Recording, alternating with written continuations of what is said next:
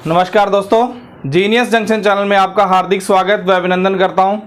आज हम आपके लिए बिल्कुल शॉर्ट ट्रिक के माध्यम से एक बार फिर से जो भी बच्चे एलडीसी की तैयारी कर रहे हैं, ऑल कंपटीशन एग्जामों की, उनके लिए स्पेशल समास शॉर्ट ट्रिक के लिए लेके आए हैं आपके लिए, ताकि आगे कंपटीशन में आपके काम आएगा। जितनी भी आगे वैकेंसियाँ आ रही हैं, चाहे वो एसआई की हो, चाहे रीट की हो या सेकंड ग्रेड हो, उसमें समास बहुत ही मोस्ट इंपॉर्टेंट टॉपिक है। उसके शॉर्ट ट्रिक बता रहा हूँ आज मैं, बिल्कुल सिंपल, बाद में विस्तार से बताएंगे इसके बारे में। सबसे पहले देखो, समास के कितने भेद होते हैं? 6 भेद होते हैं, ये ध्यान रखना भी। दो शब्दों के मेल को समास कहा जाता है। 6 प्रकार होते हैं। सबसे पहले अव्ययभाव समास। अव्ययभाव के समास का शॉर्ट ट्रिक देखो, जिसमें पहला पद देखो यथाशक्ति, जैसे मान लो जिसमें पहला पद उपसर्ग हो वहां पर अव्ययभाव समास होगा, ये ध्यान रखना। जिसमें पहला पद उपसर्ग हो। और भी इसके कई नियम हैं, जिसमें प्रति लगा हो या फिर बे लगा हो, ठीक है, या फिर आ लगा हो, जैसे आमरण, ठीक है ना। इस प्रकार से ये आ जाएंगे। जिसमें प्रथम पद उपसर्ग हो वहां पर अव्ययभाव समास होगा। दूसरा है कर्मधारय समास। कर्मधारय समास का उदाहरण देखो, जैसे नील गाय, इसमें विशेषण और विशेष्य होता है, ठीक है ना।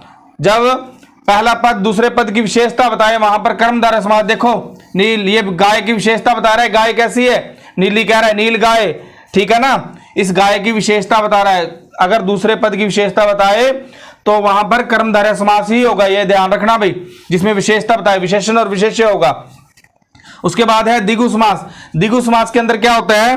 द्विगु समास में पहला पद द्विगु से समझ लो आप, द्वि, द्वि मतलब क्या होता है? 2, ठीक है ना। इस द्विगु से समझ लिया करो त्रिभुज। ये देखो त्रि लगा हुआ है, ठीक है ना। इसमें मतलब 3, नवरात्रे आ जाए, नवरात्रे 9 लगा हुआ है। पहला पद संख्यावाचक होगा, वहां पर द्विगु समास होगा। द्वंद्व समास में देखो दोनों ही पद प्रधान होंगे इसमें, जैसे माता पिता, देखो, ठीक है ना। और शब्द का लोप हो जाता है, योजक चिन्ह लगा होता है जिसमें, ये योजक चिन्ह याद रखना आप बस, योजक चिन्ह लगा होगा वहां पर द्वंद्व समास ही होगा, और एक दूसरे के अपोजिट होंगे ये हमेशा ही। तत्पुरुष समास में कारक चिन्ह लगे होते हैं, ठीक है ना, जैसे चिड़ी मार, इसमें कारक चिन्ह लगा हुआ है, चिड़ी को मारने वाला, ठीक है ना। और उदाहरण देख लो, बैलगाड़ी, इसी प्रकार से बना लेना, चिड़ी मार, चिड़ी को मारने वाला, ठीक है ना।